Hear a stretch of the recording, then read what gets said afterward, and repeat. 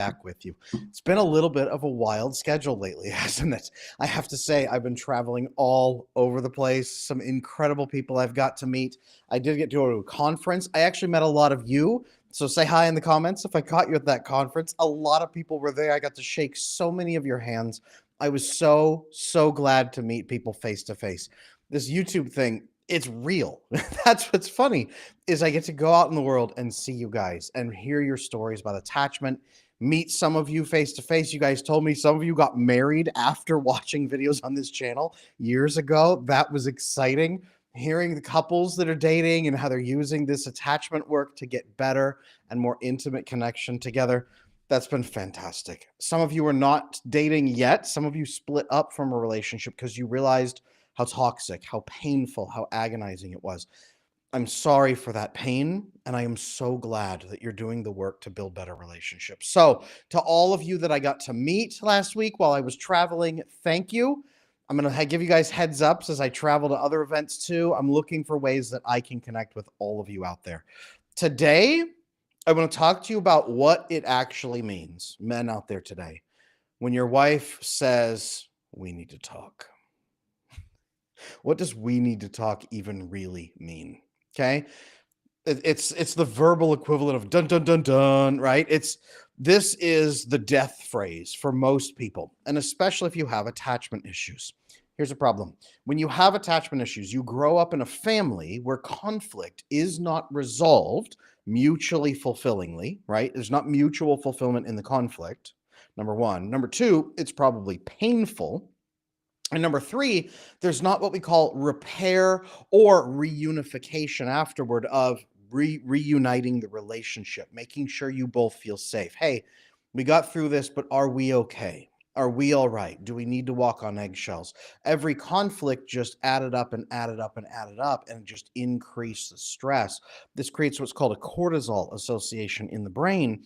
It can happen against relationships in general, right? Our amygdala tags closeness and intimacy in relationships as dangerous, and it can happen with an individual. So if you have a cortisol association against relationships, congratulations, you have an attachment challenge. Sometimes we call that a trauma with a little t, right? But your brain is afraid in relationships in particular because you can't get your needs met and conflicts are dangerous. And if you have a cortisol association with a partner, maybe currently, your brain is going to say it's impossible for us to work together. A cortisol association is a tag we use for enemies, obstacles, and enemies. That person is no longer a person to connect with. They're a problem to be solved or an enemy to manage. That's what the brain says. So this is the backdrop context. Guys out there, if your wife or maybe girlfriend says, "Hey, we need to talk," what does it mean?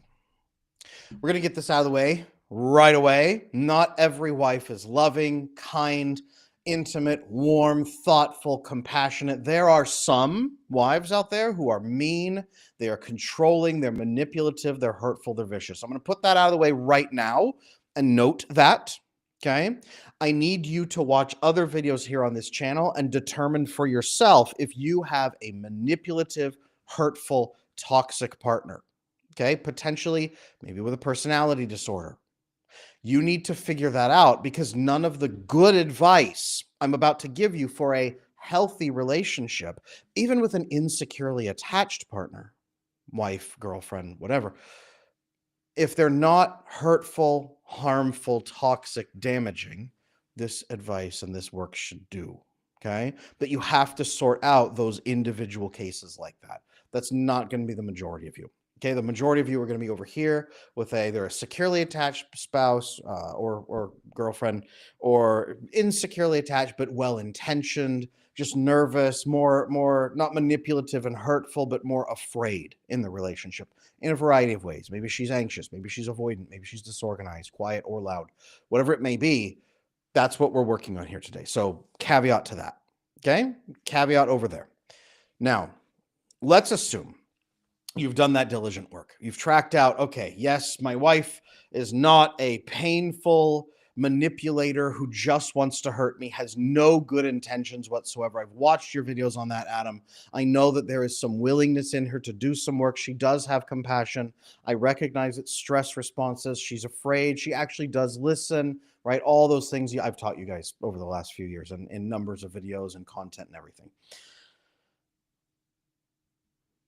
I know that my wife or girlfriend or fiance, whatever it may be, I know that she is trying, and to some extent, maybe not successfully, but she's trying. What does she mean when she's saying we need to talk? We're going to sort this down into two separate groups as well. Okay. We need to talk could mean there's a discussion that needs to be had. There's something we have to discuss. This is a problem. A securely attached person might say, hey, we need to talk, without understanding how it comes across to someone with less secure attachment. To them, it may not sound like death because in childhood to them, a parent saying, hey, we need to have a talk really quick.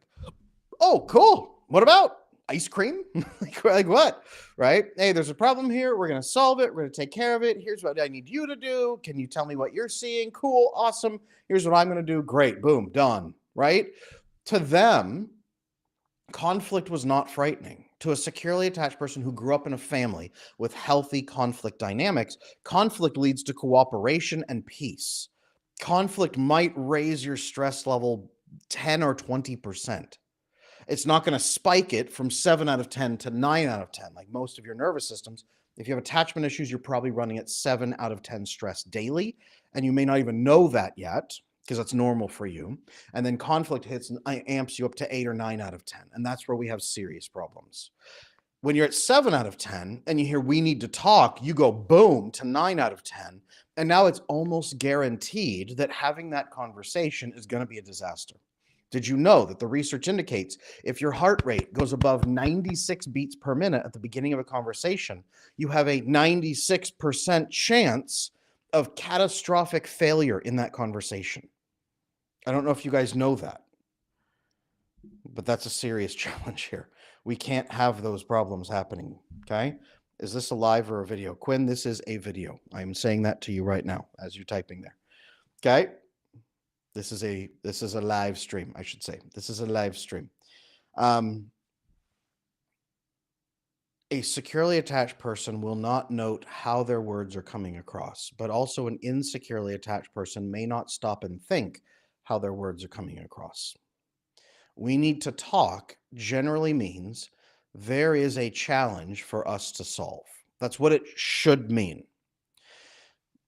I am going to challenge every person out here right now to never use the phrase we need to talk ever again. Number one, because media has blown it up into the breakup conversation. Like that is noted in our brains now. Our collective unconscious is what Jung would have called it. That means breaking up. But even without that, it sounds dire. What we need to transition to is a teamwork focused language, a context driven language, something more exact and precise. We need to talk. Okay. Questions go through your head. Is this a final talk and you've already made a decision? Is there a huge problem and you're angry? Is there anything solvable here? Are you open to any feedback? Are you going to be yelling at me for the next 10 minutes? How long is this going to take? Maybe maybe you're starting this conversation when the other person has plans, right? You haven't even said, hey, do you have 10 minutes to have a conversation later? It's we need to talk.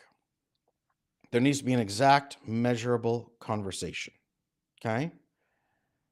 Exact, measurable conversation. Here's what this looks like. Here's what I recommend instead, okay? And when people say we need to talk, sometimes they are breaking up with you, and that's a problem. But most of the time, a partner who's saying, hey, we need to talk, it usually means, and here's the measurable language I give to my clients. Here's the scripting, okay? One example. Hey, really quick, there's a challenge we need to solve together. It's probably going to take us about 10, 15 minutes. I just want to get through it quick with you so we can get back to real life. Do you have 15 minutes later tonight, or is now good? measurable amount of time, outcome already predetermined. We're going to be okay. We're getting through this. We're going to get back to our life. Okay. Context, very clear. Okay. Challenge to be solved. But notice in there, challenge to be solved together. I'm not coming to you to beat you with my shoe until you give me what I want. And it's going to take 3 hours of screaming and beating until I get my satisfaction. Okay. Even if you as a partner have never done something hurtful to your partner, understand that their parents probably did, or they wouldn't be in this mess where they struggle with the phrase, we need to talk. They'd be able to return with questions. Cool. Is this something we're going to solve together, or a serious problem that we're going to be looking at a hard choice? There's a question you can return. If someone gives you, hey, we need to talk, okay, it comes across as pushy. It often does, but it feels that way, right? There's something called connotation. When we speak, there's a meaning, but the meaning is disrupted by connotation. Okay? Connotation. Nitpicking. Okay? Nitpicking. Nits, if you didn't know, are little bugs. They're like, I believe they're baby lice who live on like mammals in their fur. Nitpicking is supposed to mean animals picking nits out of fur. But it developed a connotation, and then through that connotation, a second definition of you are picking at little tiny things needlessly in a way that's rude and unnecessary. Connotations also can be, we need to talk. It has a neutral meaning, we need to talk. There's nothing scary about those words, but the connotation is we are facing a serious problem. We're at the end, and I might break up with you if this talk doesn't go the way I want it to. Connotations, by the way, are also subjective, and it's going to be different from the person saying it to the person receiving it. Hey, we need to talk. In their head, I love you so much. You're incredible. I don't ever want to lose you. I've held on to this as long as I can. I don't want to create friction. I'm scared you're going to get upset. I hope you don't leave me over this conversation. I hope we can get through it really fast. I just want it done. I don't want us to fight. What comes out is we need to talk. The other person doesn't hear the inner monologue and instead hears, I'm pissed at you. I've had enough of your crap. This is it. You haven't done enough to please me. Today's the day all the chickens come home to roost, and you're going to suffer for it. And I may or may not betray you and break up with you today. By the way, happy birthday. Right? Like all of that connotation and that filtering is what's heard. It's subjective. Couple things here. The person who's speaking has the power to add context, and the person who's receiving has the power to request context. I encourage couples out there to be doing both. It is absolutely critical that you be doing both. This is something I work on with most of my couples. Most couples who are arguing are not arguing about anything that's actually really substantial. They're arguing about interpretations of words, events, and feelings. Interpretations are the problem. Sometimes we say our interpretation is right without verifying with the other person. And sometimes we say your interpretation is wrong without caring that that interpretation is speaking directly to their brain right now, and it's what they most believe.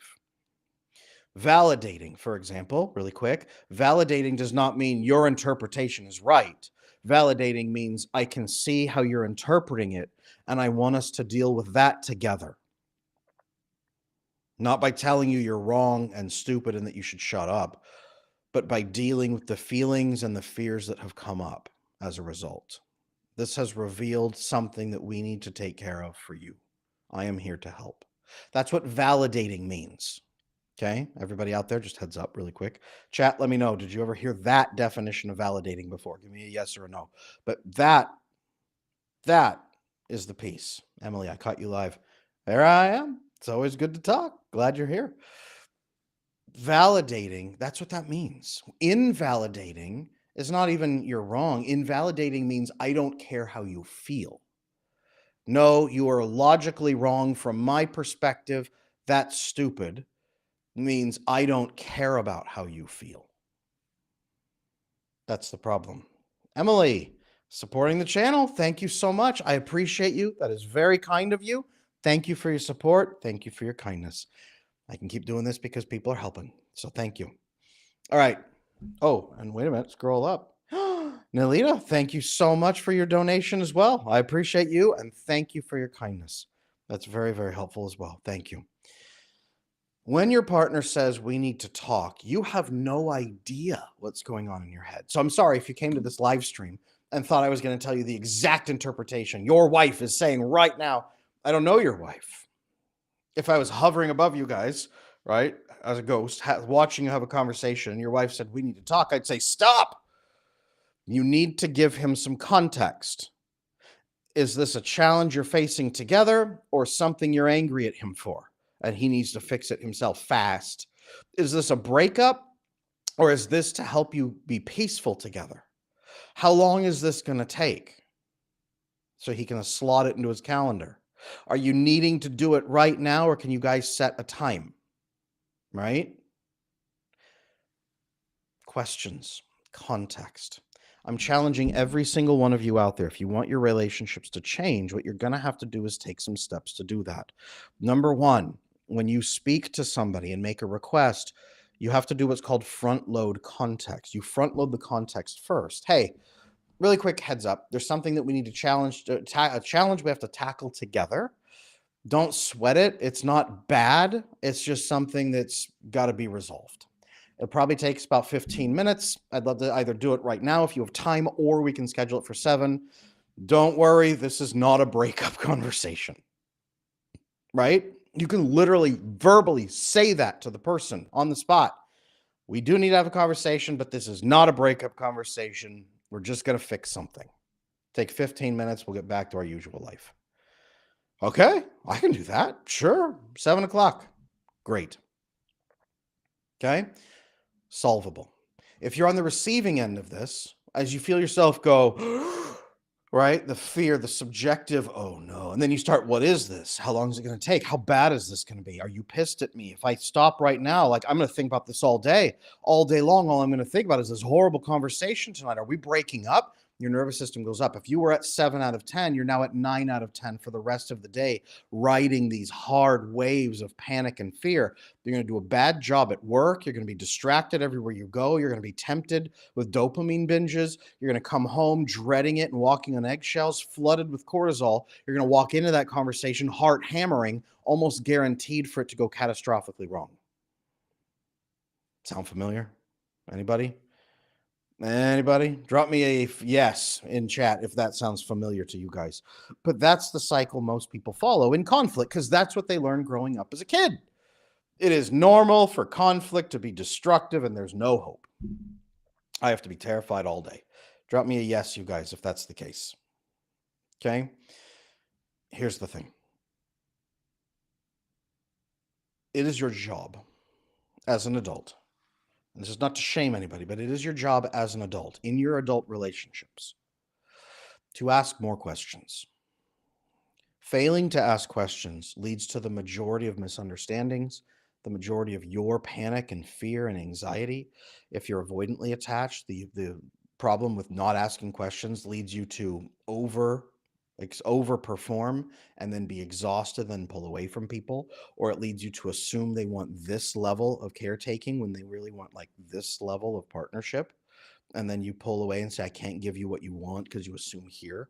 Failure to ask questions leads anxiously attached people to spiral in panic, constantly terrified and just exuding stress through your pores, and the other people around you being freaked out by that behavior, you overperforming, you getting fearful and clingy and panicky, and the other person feeling like they have to caretake you, so they pull away.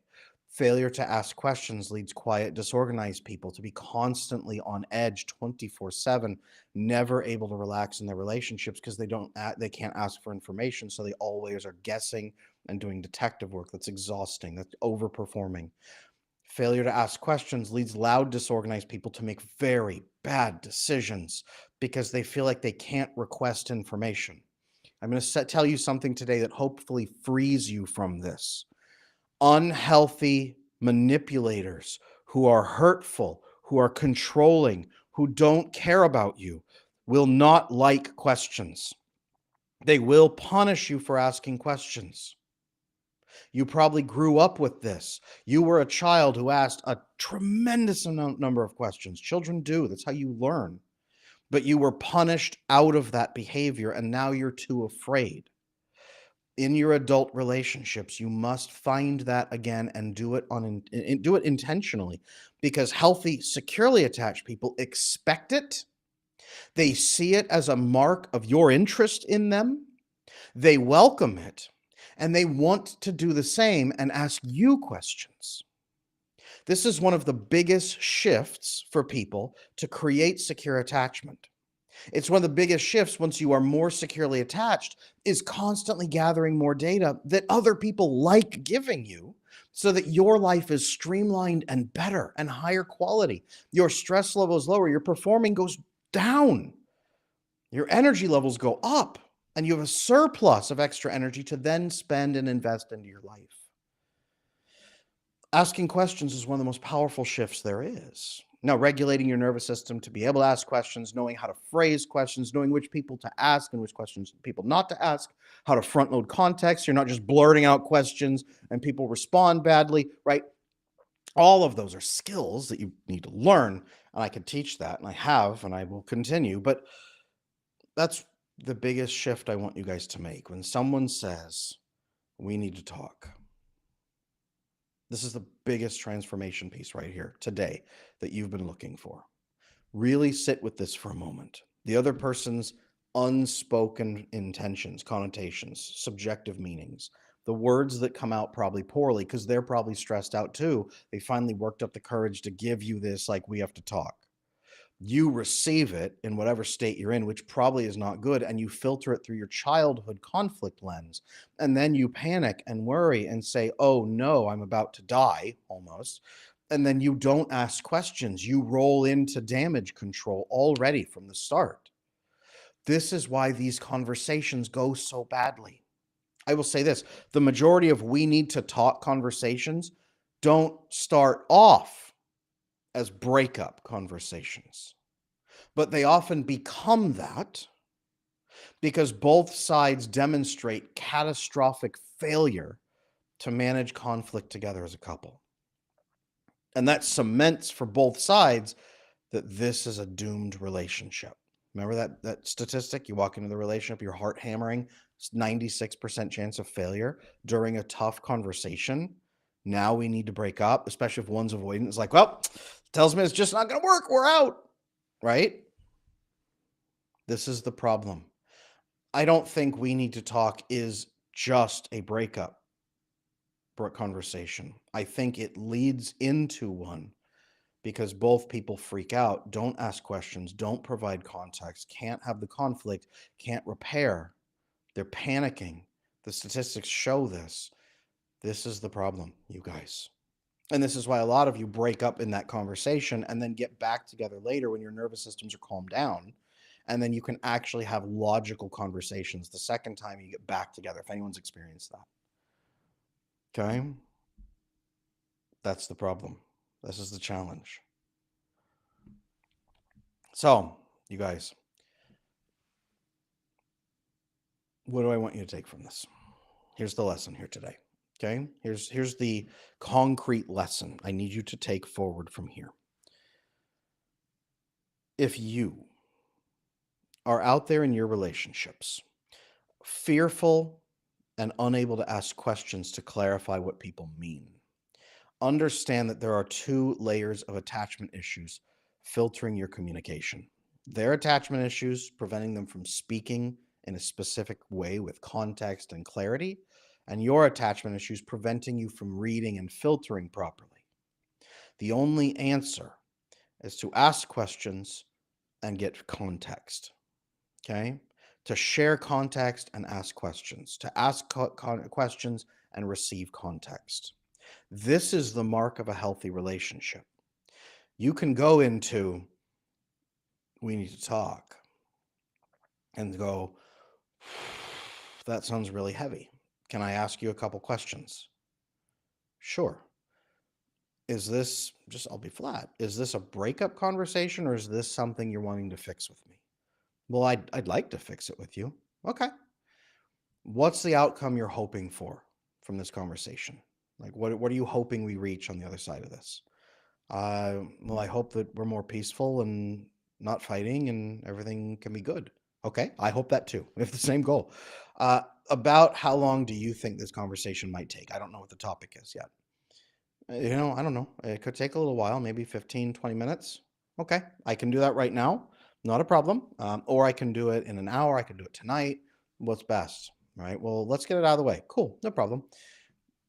Hit me with it. What's the challenge and what do we need to do to fix it?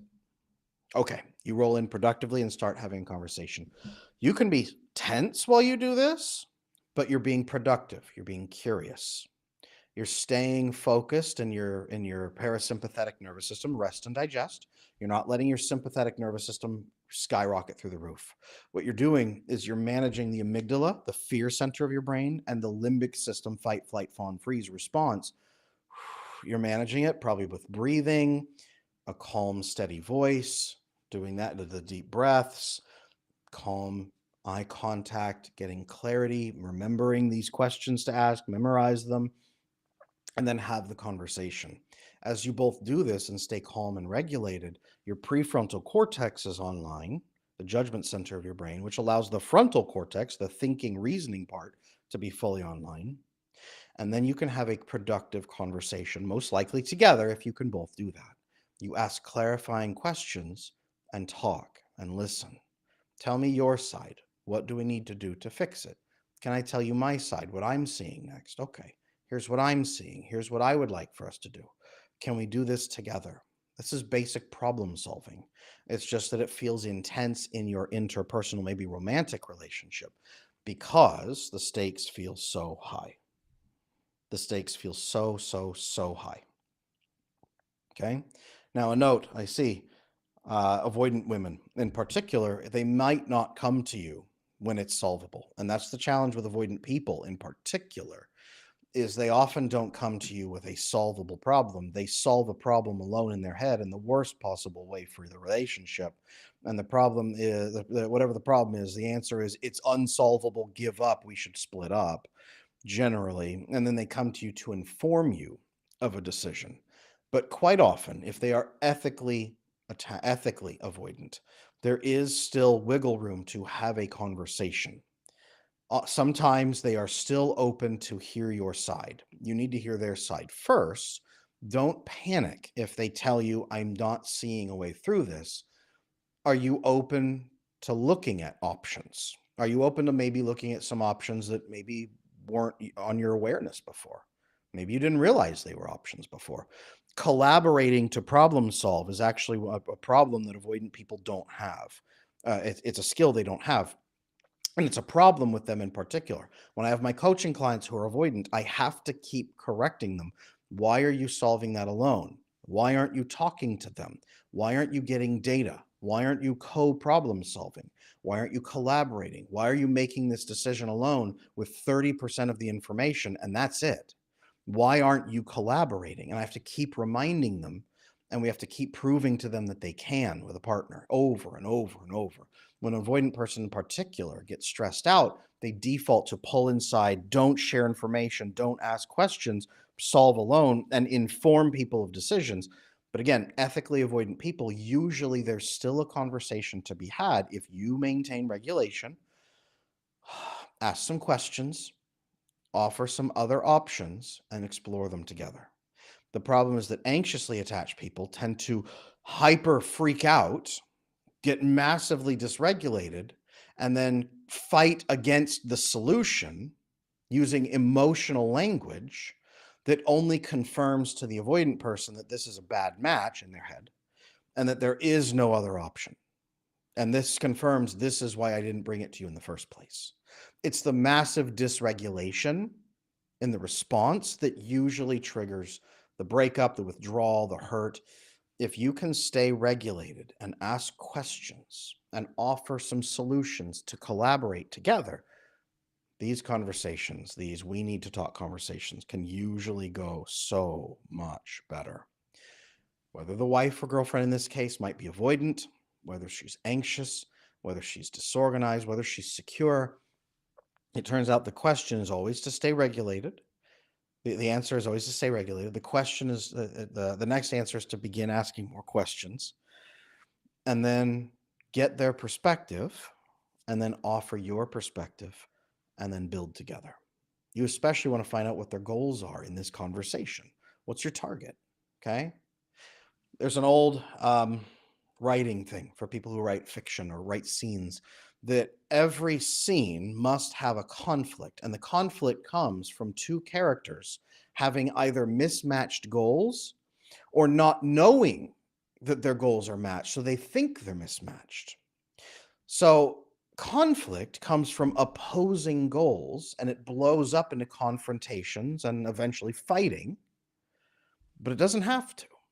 You can cut that and make a boring but happy, fulfilling story for you and your partner by walking into each scene, clarifying everybody's goals, and then finding a way for everybody's goals to be taken care of. Okay? Didn't know I was going to go fiction writing on you today, huh? There we go. Take that conflict lesson, clarify goals, and meet them together. And instead, conflict turns into bonding opportunities. This is the piece people miss. You only grow trust in each other through conflict. The goal is not to reduce conflict to zero. The goal is to have productive, loving conflict that builds oxytocin, vasopressin, serotonin, dopamine, GABA, endorphins, floods you with all those positive feelings, and triggers your brain to have the opposite of a cortisol association, a vasopressin bond. You are my ally. When there's a conflict or a problem, you make me feel better. You make me feel safer. I can come towards you. This is where avoidant people begin learning to collaborate and start moving into that more and more. Their brain goes, oh yeah, I can talk to them. It reminds them instead of having to be externally reminded. Vasopressin bonding is loyalty. And interestingly, it's also monogamous desire. Vasopressin bonding creates intense monogamous protection over the relationship and the partner. You need vasopressin and can only build it through conflict and stress that you have to go through together. Stay calm and regulated. Ask more questions. Get clarity and context. Build a solution together. Do the solution together. Repair and reunify afterward. Do you feel like we've resolved everything? Does it feel good between us? Is there anything else between us we need to talk about, or are we solid? That's reunification afterward. It's a complete clearing of the air. Everything is wonderful. Our relationship is good. Don't be afraid. Neither of us be afraid. We are fully together and fully intact. Let's be joyful together. That's a reunification afterward. Most of you didn't have that as children with your parents, and that's a serious problem. All of this together is how you have a conversation that begins with, dun, dun, dun, dun, we need to talk. Make sense? Everybody out there? Good. Love it. Do this together. This will build stronger relationships. Whether they say we need to talk or, hey, there's a problem we need to solve together. Do you have 15 minutes? Whatever they might say, do this. Take this method. Now, if you're struggling with this in any way, keep in mind, I have resources and services available to help take care of you. AdamLaneSmith.com is the website. AdamLaneSmith.com. It's linked here on the channel. My coaches are ready to train you individually or in couples. I have the marriage video course on how to build a secure marriage together, including how to go through conflict together more successfully with more skills than we've talked about here today. I have so many resources on AdamLaneSmith.com, including my free newsletter, free blog, a lot of free things on there, including your attachment style assessment quiz. Get on there, get those free resources, see if you need help from us in a deeper way. We are here to assist. Today was a good primer for that initial conflict piece. I know you need more than that. Let me know what you need. I'm here to help. Thank you, everybody, for being here today. Serena, I see you. I need your help, Adam. I am here to help. Not a problem. Email me at support@adamlanesmith.com, me and the team, and let's talk. about how I can help you. I am here to assist. Thank you for talking about the avoidant woman. I'm in a relationship with her. Would love to know how to come to a better conflict resolution. Julian, my video course, How to Love an Avoidant Man, is about 99% efficient for an avoidant woman as well. It's tagged for avoidant men because that's what everybody wanted at the time. The only piece that's different is the male sex drive and the female sex drive inside that video course. Everything else in there shows you how to have peaceful, loving, productive conflict in a way that bonds them to you, and not in a manipulative way, in a full, authentic way that feels right to you and to them and gets your needs met. It's not about catering. It's about building a secure relationship structure, working with their biology and their neurology instead of working against it.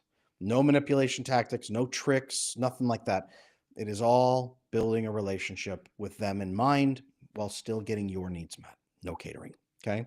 I would recommend my video course, How to Love an Avoidant Man. Just apply it to the woman. That's it. There we go. All right, everybody. Thank you so much for being here today. Take care of yourselves. Great talk. I will see you on the live streams next week.